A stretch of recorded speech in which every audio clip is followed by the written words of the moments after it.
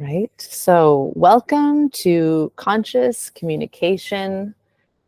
This is actually a topic that's been requested for a good deal of time when I've done a couple of different polls of what people were interested in.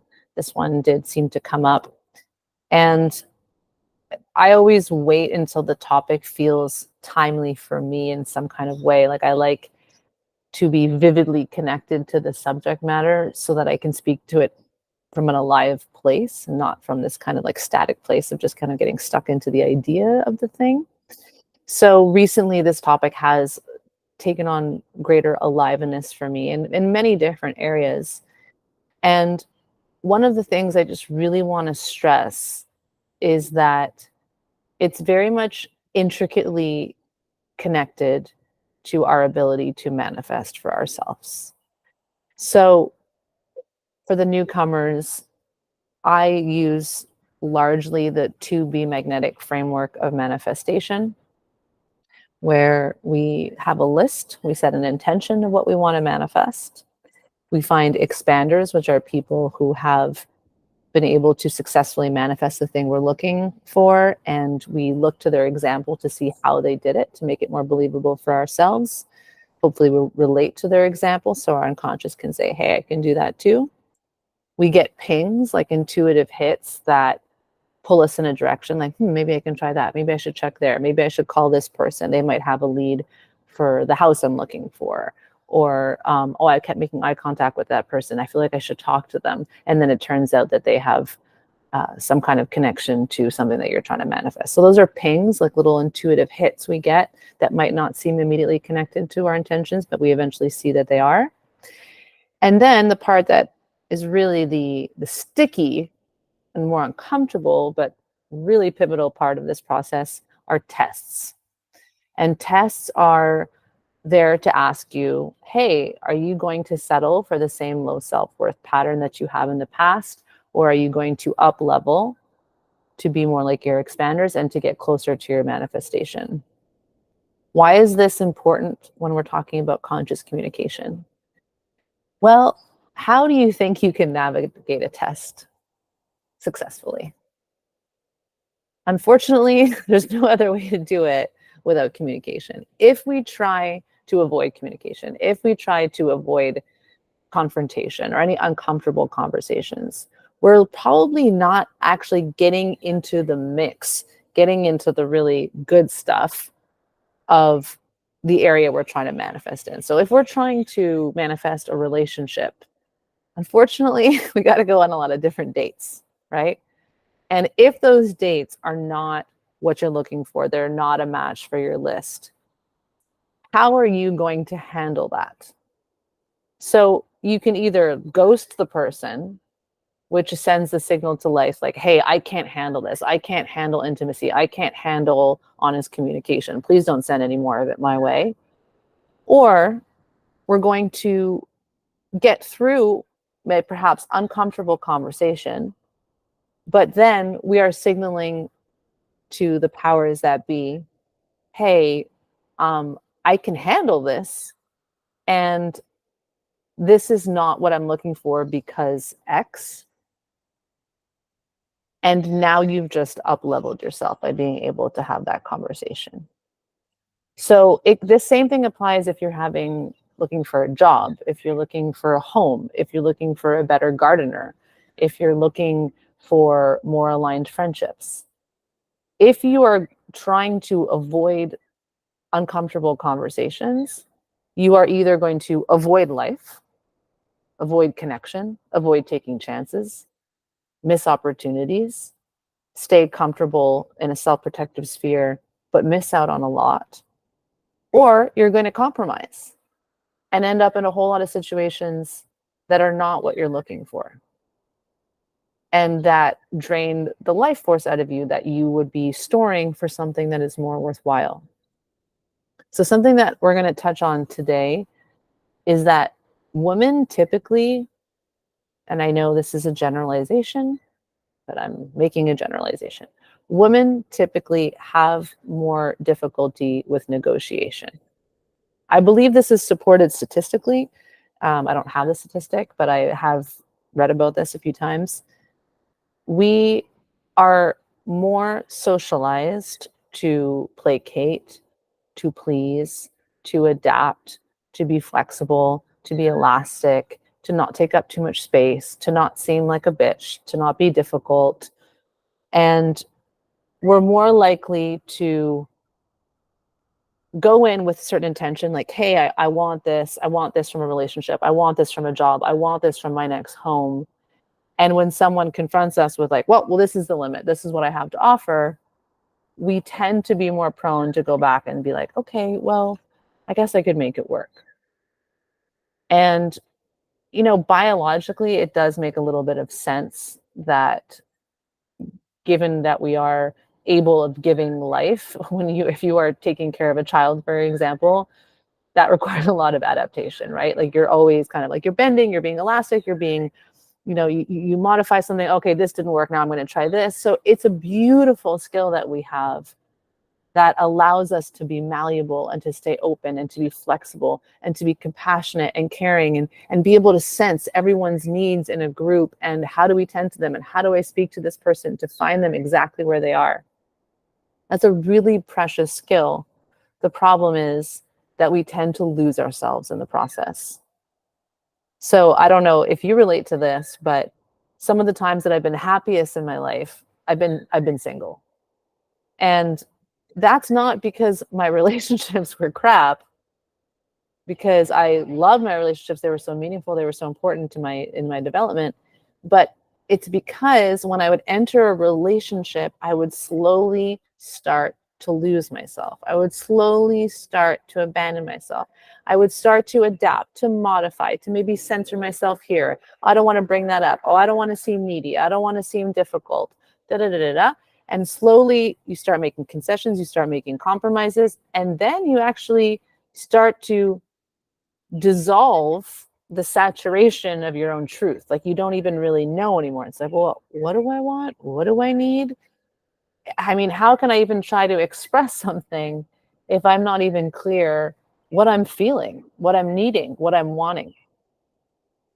So, from my experience, just saying like, okay, well, you know, I'm it seems to be easier to be on my own. I feel more confident, I feel more spontaneous, I'm like pretty content with myself. I'm just not going to, get too close to anybody. Unfortunately, that's not a really rich growth path either, because actually the most powerful trajectory for our spiritual and personal development is to stay connected with ourselves, to stay connected to the divine, to stay connected to life while we are in connection with the other. That's where the massive growth happens for our souls.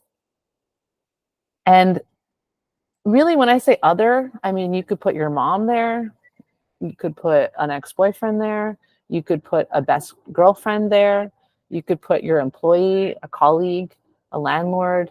I mean, these patterns that we have around communication, they tend to show up in more or less all of our relationships. Even pets, to be honest, like even though they can't answer us, whether it's about setting boundaries and all of that, these things will show up in every single relationship. So, okay. There's two things I want to say here. One, this is just kind of like a fun little aside before I get into the nitty gritty.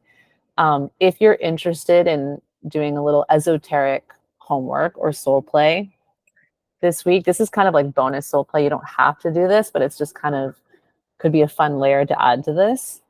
You can look up on your astrological birth chart, which you can do for free on astro.com.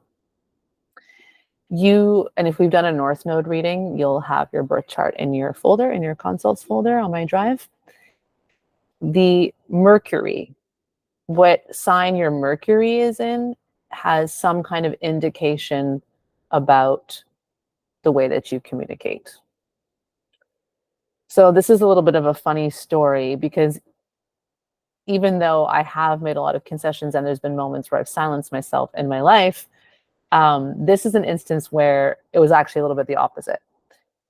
And I'm bringing up this example because I want to add a unique twist to this. Like a lot of what I'm saying are kind of like general truths and they're going to be true for all of us. But I always like to see how we can kind of customize these things for ourselves. So if you know your Mercury, you might start to become aware of where you might have strengths in communication and where you might have some shadow that you need to work through, or some edges that you need to walk carefully.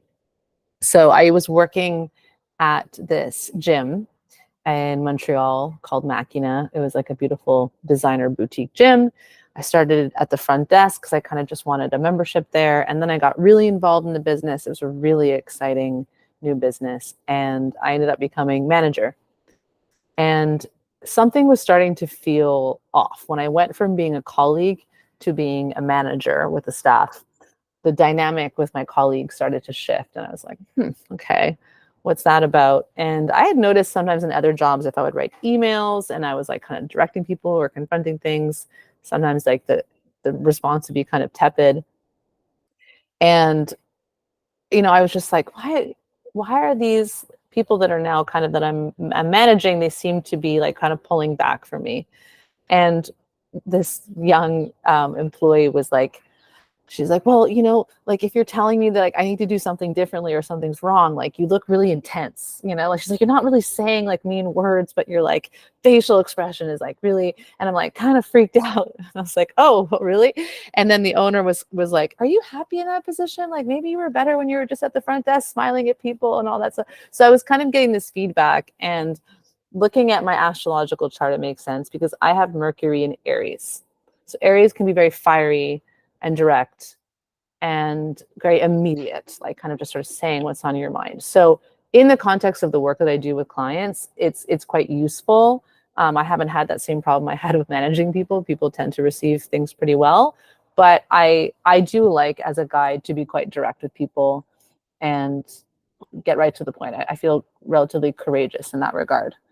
But it is something that I have learned that, okay, that's something I can keep an eye on to soften my edges. So I just thought that would be a fun little extra assignment for you guys if you want to this week. Take a look at your chart and see what your Mercury's in. Maybe you can do a little bit of reading about it and see if it adds another layer of insight to the work that we're doing. Okay. Conscious communication. What do I mean by conscious? When I'm saying conscious communication, I actually feel that it's pretty much the same thing as saying divinely led. Everything we're going to talk about today about how we communicate with other people is very much interconnected to our spiritual faith and practice. So, first of all, in order to have truthful, honest communication, we actually have to believe that there's such a thing as truth. All right, because then what's the point, right? Like, what's the point of having integrity? What's the point of trying to be accurate and precise?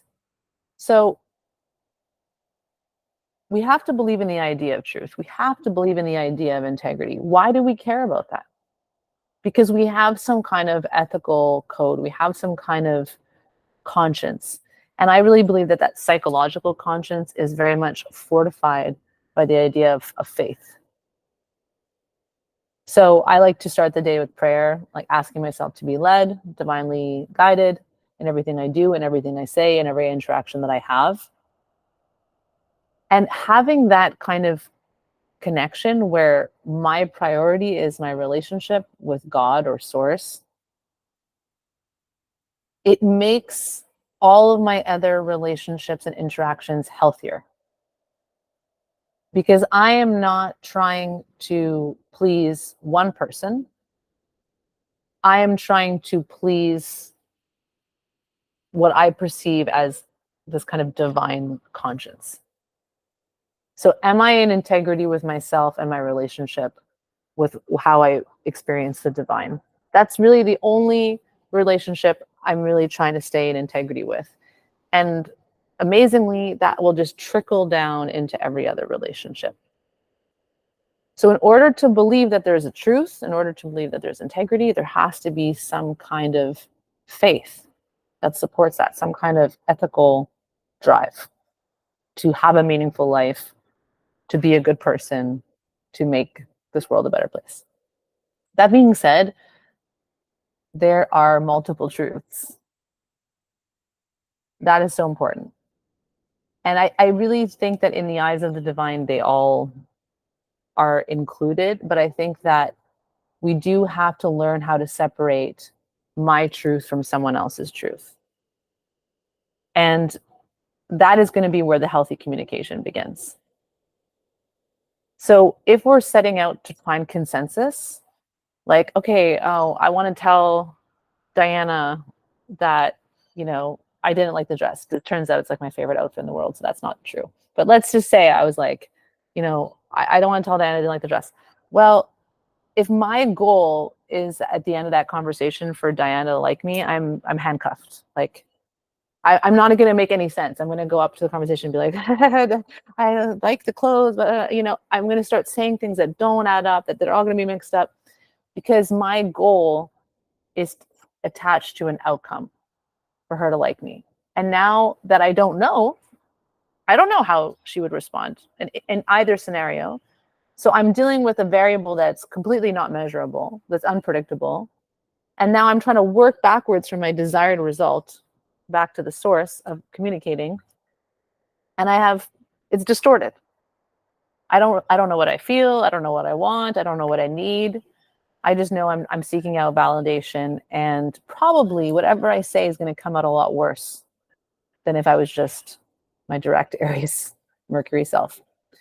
So we're trying to move away from a focus on results and outcome and attachment to outcome. And that's where the faith comes in general, in life. This is why I'm saying, like, the way we communicate is like the way we live our lives. To have faith in life and destiny and the divine and all these things is to accept and stop trying to control. So it's a move away from the fear that makes us want to control everything towards an acceptance that trusts. And when we are starting with acceptance, and that helps us move towards trust, that's where clarity emerges. So that is the key thing. When you're thinking about any communication you're having, see if you can detach yourself from your desired outcome. And actually, it might even help you to think of multiple scenarios. Oh, Diana might like me more. She might trust me more because I'm being honest. Oh, she might temporarily be annoyed and then eventually, get over it. Or she might respond so badly and never talk to me again. But can I go through all of those scenarios in my head and really trust that actually it's for the greater good, whatever it is that happens, and that it's meant to be that way, and that it'll serve both of our growth in the long run, as long as I'm coming from a place of integrity. And by the way, this is the same framework that they use in 12-step programs and all that kind of philosophy. It's like, God, what is the next right action? You're looking at what you can do. You're the source. You're the origin point. You're the one that has the power. So you're like, okay, what am I being divinely led to do? God, what is the next right action? What is the right thing to do? Okay, my only responsibility is to take that action, to take that step, and to detach from the outcome, to release the result and give it back to God. And I can assure you that since I have changed my philosophy around communication for many years, I have wildly less disagreements, not only than I used to have, but I have less misunderstandings than most people in my life. And I'm quite direct with a lot of the people. And so I can tell you that being less afraid of how you're going to be received and being more in integrity with yourself actually breeds less room for misunderstanding.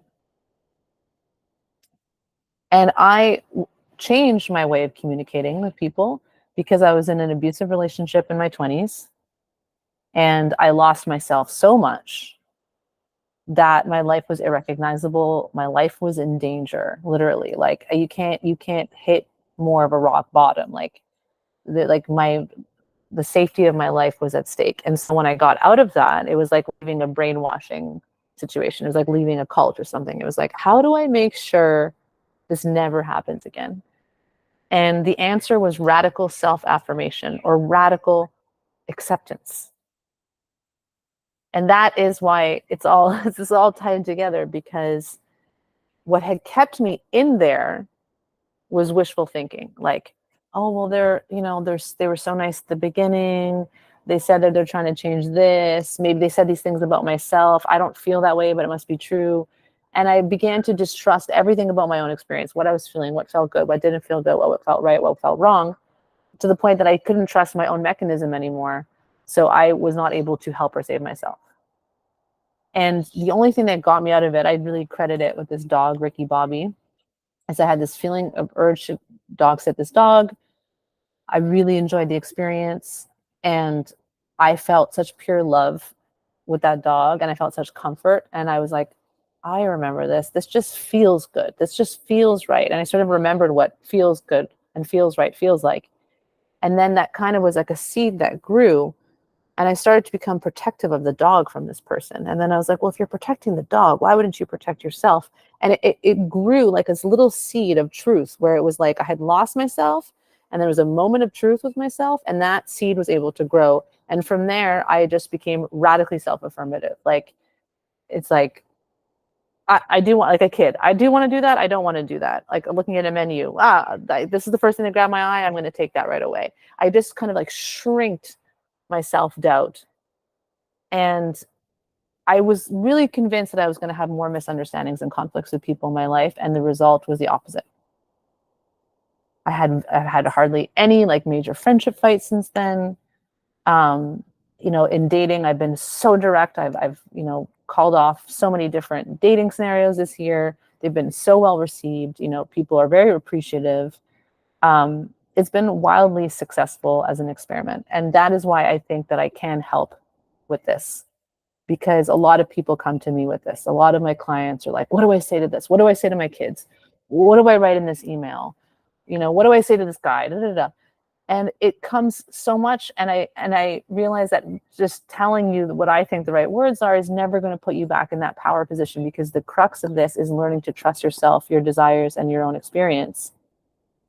And admittedly, at the beginning of this journey, if you've been used to sort of censoring or compromising yourself, or you don't think of something in the moment and then later you regret it, if you are kind of stuck in that, and especially socialized as women, we all have a lot of that conditioning. It's going to take a little time for the pendulum maybe to swing in the other direction and then find that middle. I think that's kind of what happened when I was working at the gym. It's like, you go from censoring yourself, and then maybe you're like kind of blurting something out awkwardly, or it comes out a little rough or clunky. But the more you do it, the more that pendulum will find its place in the middle.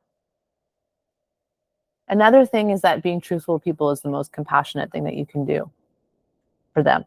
I mean, I'm sure you've been in situations where you're just thinking something like, why can't they just be honest with me? Like they would put me out of my misery. And I don't want to throw men under the bus here, but that's something that I've definitely seen in dating, where it's like, man, you don't want to continue. You do, something's bothering you, but just say it, And I think that is like a very good example. I think that's actually something that women have a little bit more training in, because we communicate so much with each other. There's a little bit more ease there. And I think that men are not socialized to communicate as openly. And so it can, I'm not saying all men, but it can be like pulling teeth to find out what they have to say. But sometimes they don't even know themselves, because they haven't spent enough time getting to know their own feelings and desires and making sense of them. So when we are in our truth, the key thing to remember is that you are freeing the other person. In human design, there's the generator, right? The generator, it's like, does it spark joy? Do I take this action? If it sparks joy, I take the action. If it doesn't spark joy, I don't take the action. So let's say someone invites you, they're like, oh, you want to go for a day trip with me? And you're like, oh, I really want a rest day. It's not sparking joy. I don't feel lit up. I'm a generator. I don't feel lit up by taking a day trip with you, but I don't want to hurt this person. Maybe they're lonely. Maybe they need me. Well, If you decide to do that day trip with them and you're lukewarm on it, not only are you settling, but you're forcing them into a position of settling. Because what they want is an enthusiastic companion for their day trip. They want a yes. They want a hell yes too. They want someone who's lit up by that invitation. They want to share that enthusiasm with someone mutually. And by you taking that spot, you are giving them something lukewarm. You're giving them a maybe. You're giving them a compromise. If you say, look, I actually like that idea, but I really want a rest day, that might create an initial disappointment, but you have just created a space in their lives for them to manifest and call in for, and something to fill that vacuum, that empty space, with someone who's so aligned for them, who's a hell yes to that day trip with them.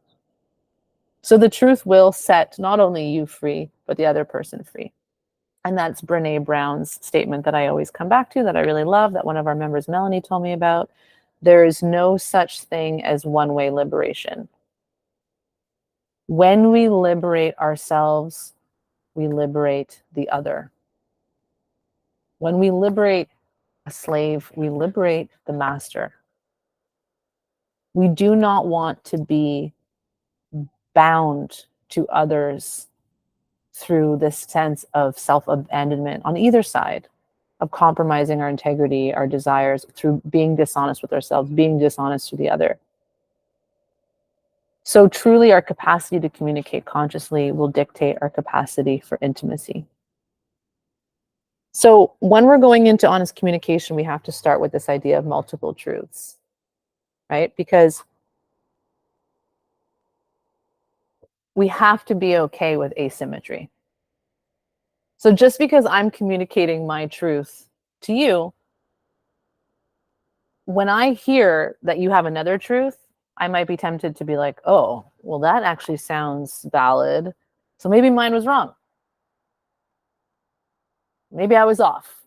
Maybe I made a mistake. Oh God, now I feel terrible about myself. I shouldn't have said anything. And now we've just broken this trust with ourselves. But the whole point of communication is to have this meeting of self and other. That's what creates the magic. Like intimacy, it'd be so gross to be like intimate with yourself. You know what I mean? Like, it's like we don't want a clone of ourselves. Where's the growth in that? Where is the intimacy and closeness that's gained through that? No, there has to be this sense of separateness. And how do you get intimate? Through allowing your different truths to engage and inform each other, to grow from each other, and to dance. So if we are trying to control the other person from a place of fear, we are asking them to silence their truth. What we're asking is for them to be a photocopy of our truths.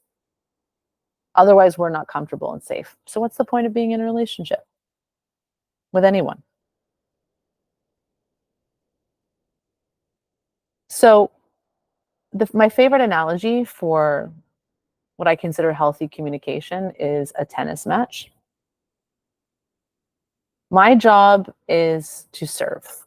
So there's already kind of work done there. There's training done there. If I'm going into a conversation, my responsibility for not being the toxic person,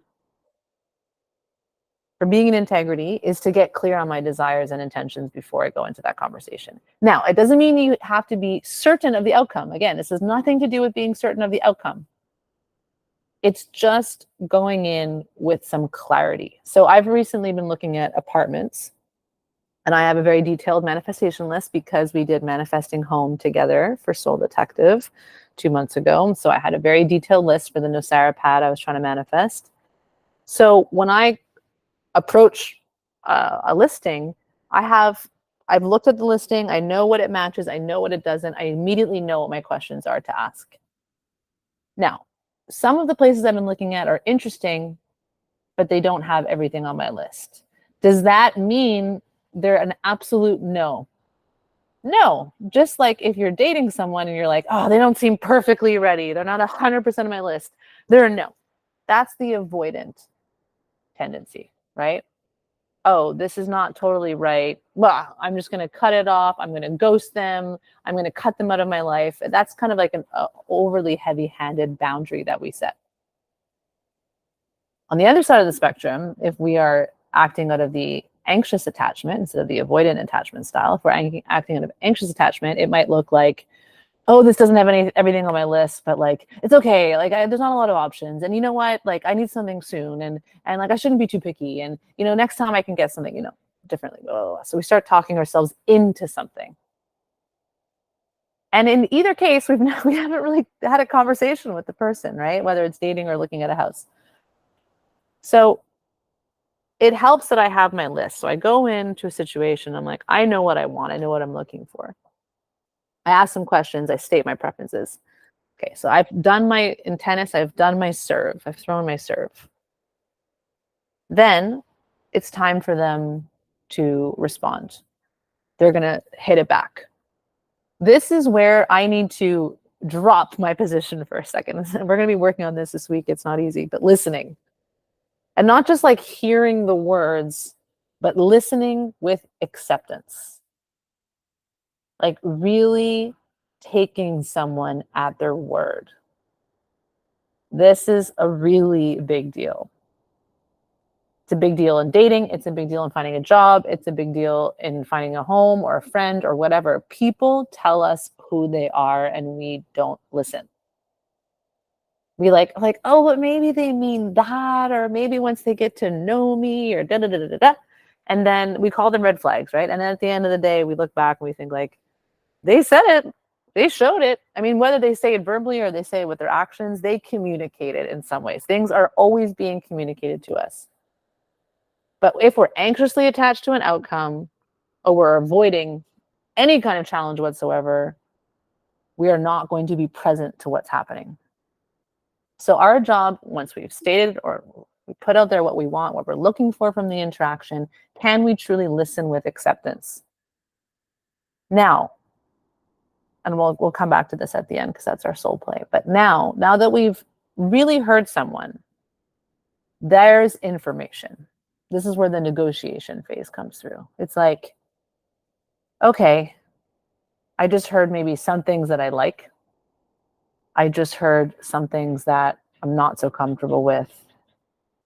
This is the tricky part. So having something like the manifestation list or having some kind of clarity before you go into an interaction. And by the way, I recommend doing this. Like if you're writing an email or you're having a discovery call for your job or you're having a long discussion with a friend, just take a moment to connect with your guides, to connect with your whatever is the divine source energy for you and say like, hey, what do you want me to know for this call? What do you want me to keep in mind when I write this email? So I really think that having some kind of intention before we go into something can really decrease social anxiety and keep us in integrity with ourselves.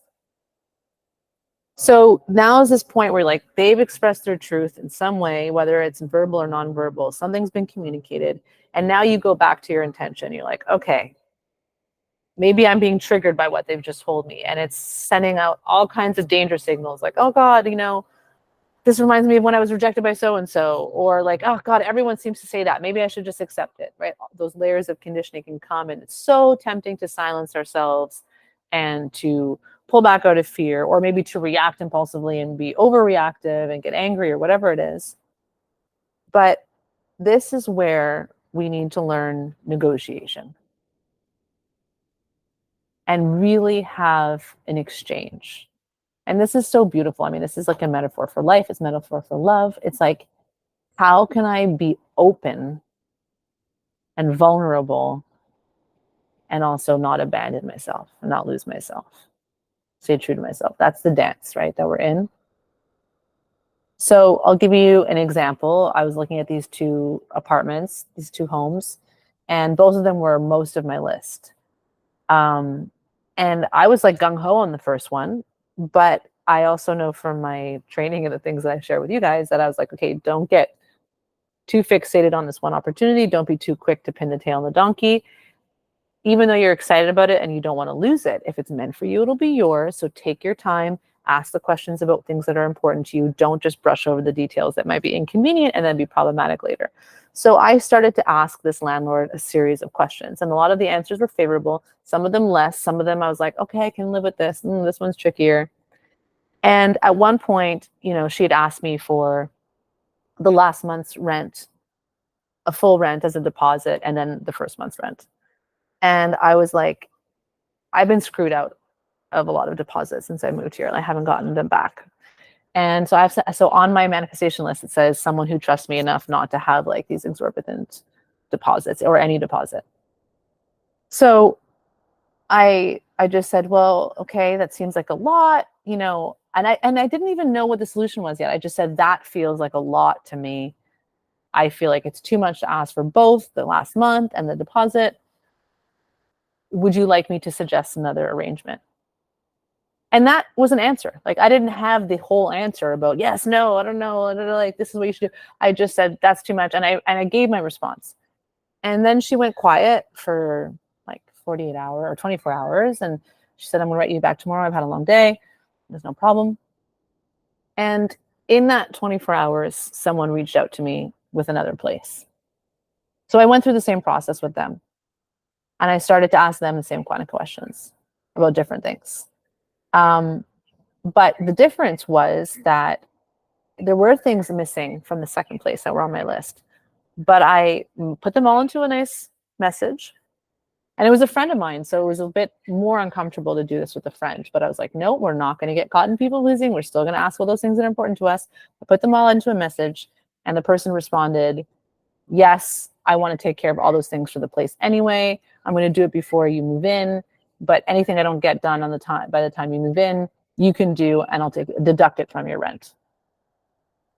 And then I asked about the deposit, and there's this internet that I want. It's called Starlink. It's a satellite internet so that I can continue these calls in rainy season and not have them end abruptly when there's no power or whatever. And that's been on my manifestation list. And this person I was like, do you need a deposit? And they're like, well, if you buy the Starlink, we'll deduct it from your rent. That's your deposit. And I was like, amazing. So I never really set out to prefer the second option to the first option. But by the time the woman got back to me, she's like, no, I'm really firm. To me, these deposits are really important. And there's not a second in my mind that I thought that this woman was unreasonable for wanting those deposits. It just wasn't good for me where I am.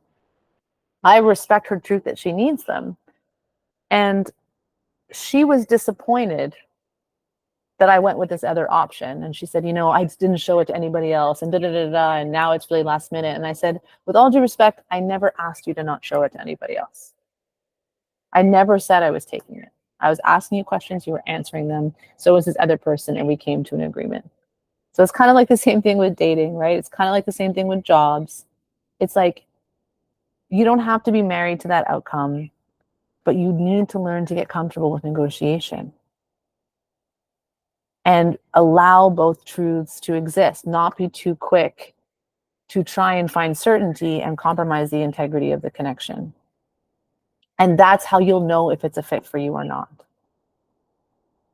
I can't tell you how many examples I have of friends that I'm close with that have really great relationships right now. And most of them are women talking about men in this dynamic, but they have great relationships with men. And they see me and they see like I'm really strict and I don't want this and I want that. I know what I want. I don't want this. And a lot of them have told me, they said, you know what, Natalie, like when I met my partner, maybe they were sleeping around, or they were partying too much, or they were pulling away, or they were afraid of commitment, or they were irresponsible, or whatever. They were inconsistent. And at one point, no matter how strong the connection was, how strong the love was, these women put their foot down and just said, you know what, do you, but this is not for me. I'm not going to do this anymore this way. This is what I want. I want commitment. I want a healthy dynamic. I want consistent intimacy and communication, blah, blah, blah. And having done this similar thing many times, a lot of the people will just say, no, like, sorry, I'm not ready for that. I'm not available for that. But in these cases of these women in these relationships, they had a period of separation, and the men came back on their own and said, actually, I've thought about it.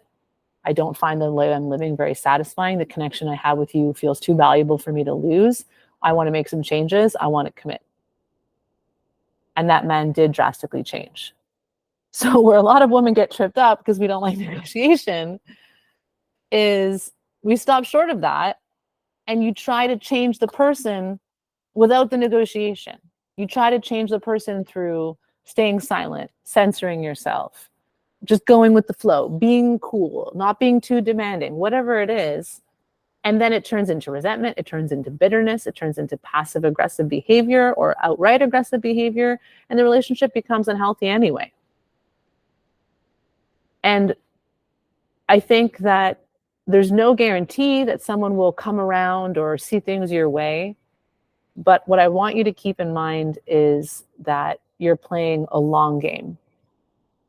If you think about just trying to be in integrity with yourself and with whatever feels like is divinely leading you, if someone doesn't like what you have to say in the short term, there's enough faith there because you're not attached to that momentary outcome that you say, if I keep showing up for my truth and I keep accepting other people's truths and where they're at, in the end, this will fall into place. And I don't have enough time, but I could give you so many examples of just since I moved to Nasara, where I had uncomfortable interactions with people. I thought maybe I burnt a bridge, but I was very comfortable with my behavior. And those people came around and they trust me more now, they respect me more now, and I feel the same way about them. Respect is more important than love. If you're just trying to be loved, like you can have like that abusive ex-partner, we loved each other. Most unhealthy thing in the world. Respect is more important than love. So if you are speaking to respect yourself and you're speaking to respect the other person, in the long run, that will be the right thing for both of you and for everyone else around you. Okay, so we're coming to the end. Just look at this quickly. So another thing I want to say about the spiritual aspect of communication is that it really helps if there's enough space in you to be able to even receive what someone else is saying. And that is the kind of work that we need to do on our self-healing journeys ongoingly, whether it's meditation, grounding, being in nature, movement, nourishing ourselves well. If we are in a state where we're highly overstimulated, our nervous systems are dysregulated, we're ignoring things in our own systems, emotional, physical, whatever it is, it's going to be very easy to be reactive, and we're not really going to have a lot of space for anyone else's truth. So that is the baseline, right? How can I have enough spaciousness in me to even be available for connection? First thing. Second thing, can I love myself enough to really accept where I am, what I want, what I need, and not approach interactions as if they're an audition for approval? And that's where the faith comes in, because it's actually easier to be faithful to something than to nothing. And so it's like, I'm being faithful, but I'm being faithful in terms of my integrity with the divine. As long as I'm going in with that, I most likely will be in integrity, however this person responds. Because the painful truth is that insecurity is very selfish. And this is where doesn't mean you're to blame, but when we are acting out of insecurity, we're acting in a self-centered way because we don't have availability for someone else.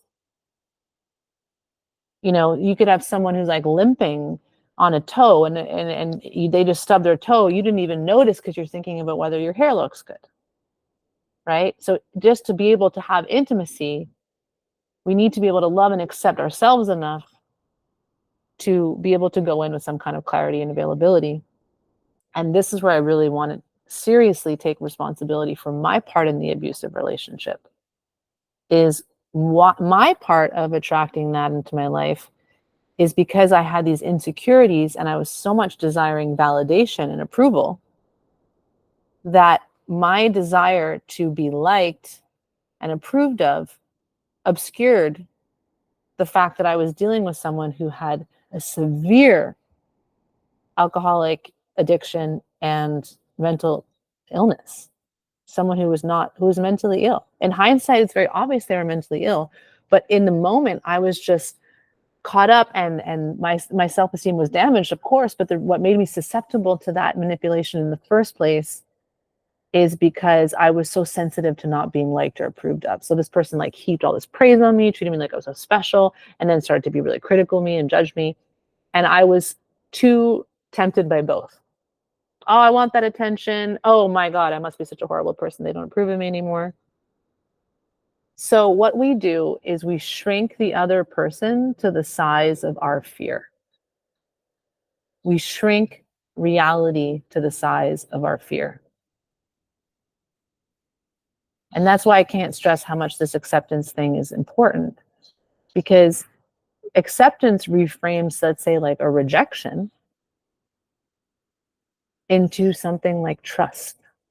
So it no longer becomes, oh, I wasn't good enough for this landlord, this boss, this partner. It's no longer that. It becomes, oh, that didn't materialize because that's not what was best for me and for all.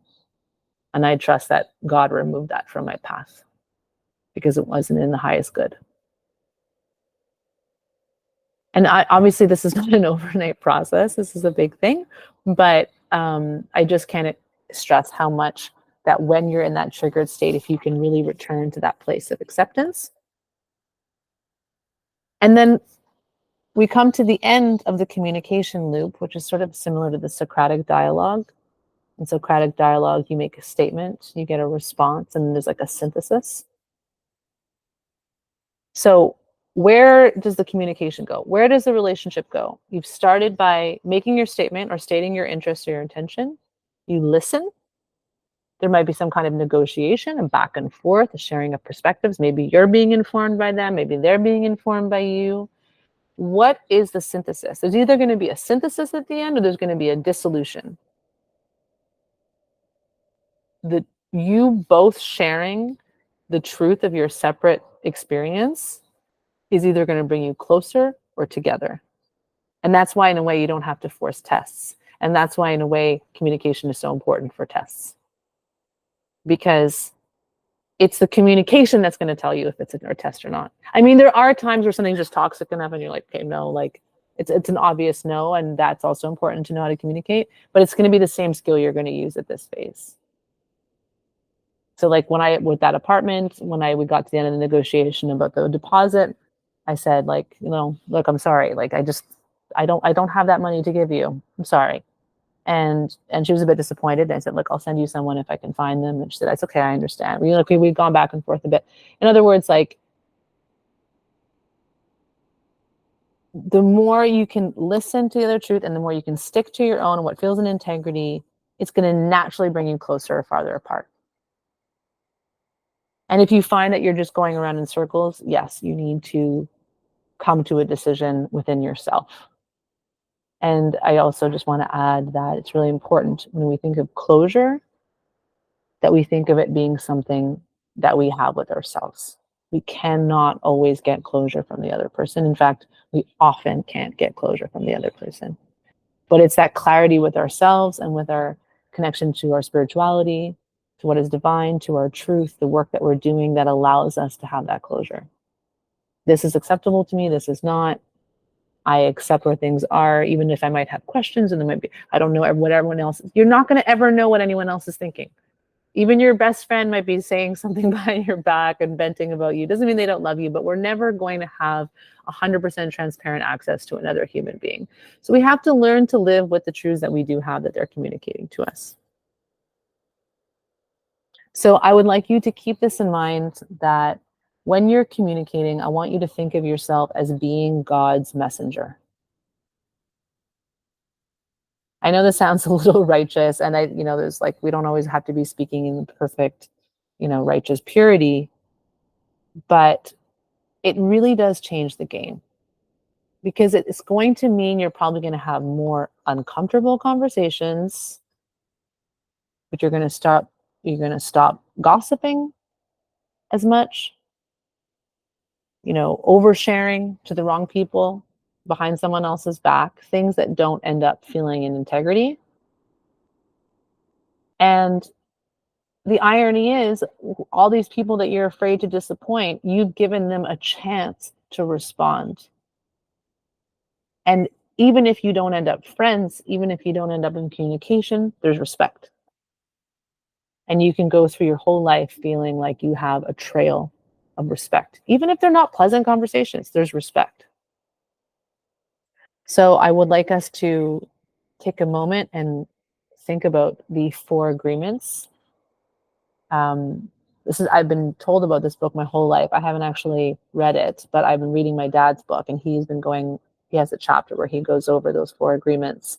And I think that they're so, so, so fitting to what we're talking about here. And I think you'll see why these agreements don't have to do with communication. They have to do with living in integrity spiritually. So you're going to see why conscious communication is so connected to spirituality. So the first one is, don't make assumptions. Don't be a mind reader. Don't try to be psychic. Don't try and imagine what someone is thinking or feeling about you. You don't know. You don't know what their chemical makeup is. You don't know what their unique history and family history is. You don't know what things that you have said have meant to them. Even me, who likes to do psychic work, I have always failed if I try to psychically understand what someone else is experiencing.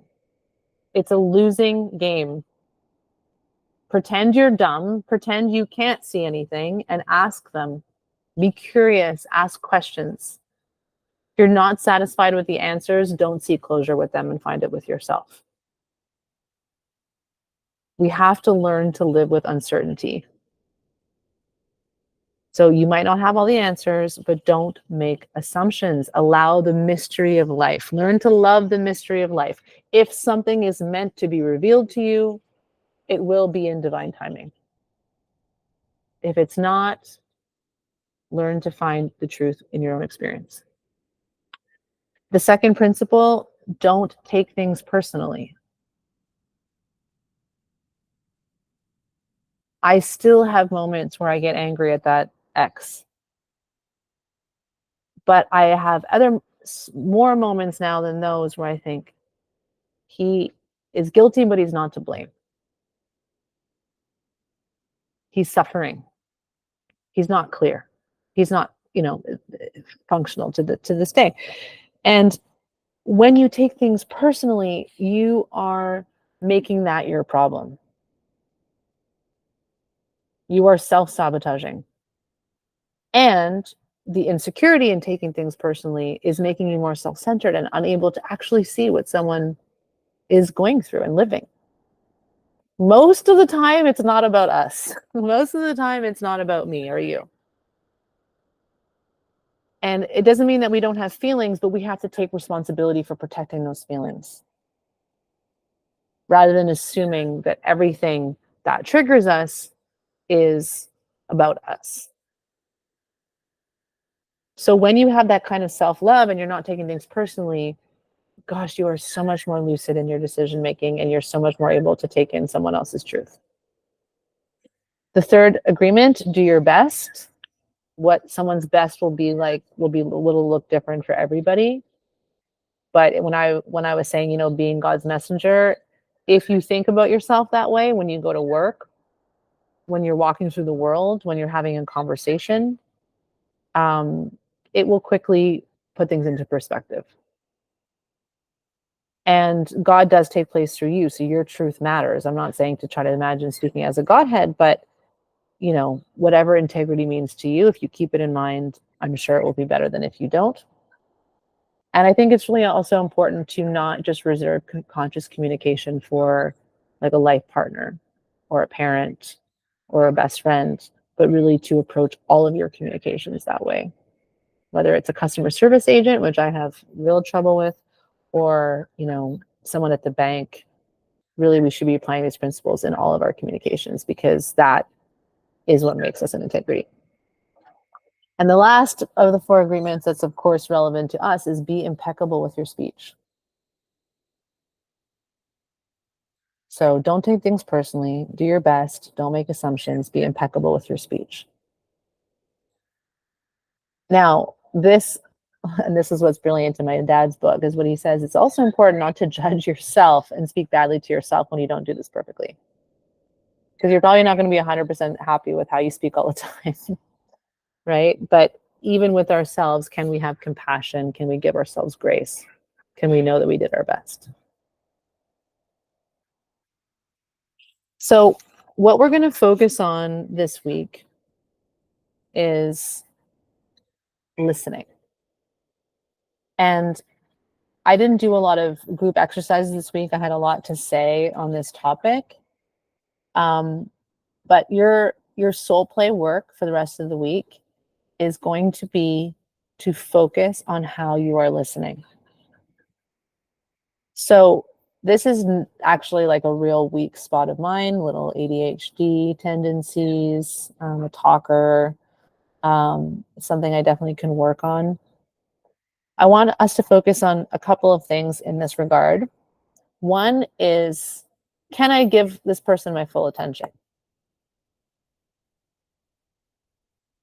So what we're going for is we're going for not partial attention. So doesn't mean you don't have a choice. If you're in a situation like you're in the middle of doing something and someone comes up and starts talking to you and you're like on your phone because you're doing something important, you might feel rude, but the other person's being rude too because they're not looking that you're busy you're busy doing something. They're just talking at you in an inappropriate moment.